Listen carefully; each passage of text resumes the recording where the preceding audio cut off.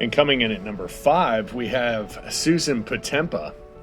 1993, Robert Potempa and his son were returning to their home in Summit, Illinois after a weekend away for an out-of-town Thanksgiving football game. Once home, they found something awful. 50-year-old Susan Potempa, Robert's wife, and his son's mother, was dead in the garage. She had been strangled and beaten with an electrical drill. When police investigated the seemingly random act of violence, an unusual story started to emerge. A year before her death, Potempa was diagnosed with breast cancer, and doctors performed a mastectomy, which left her an incredible amount of pain.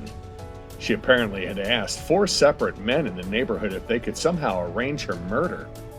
She wanted to die, but if she committed suicide, her life insurance policy wouldn't pay out, and none of the men were actually interested. Then a witness came forward and told police that his friend, 18-year-old Reginald Williams, had admitted to the murder. The police had the friend record a conversation about the murder with Williams, who was then arrested. According to Williams, on Thanksgiving night, Potempa picked him up and drove him back to her home. There, Williams strangled her until she lost consciousness, took $2,100 that was set aside for him, and he left. However, Potempa wasn't dead. Once she came to, she tracked down Williams, and they returned to the house. This time, Potempa said to get her unconscious first, and then Williams could do anything to her just as long as it killed her.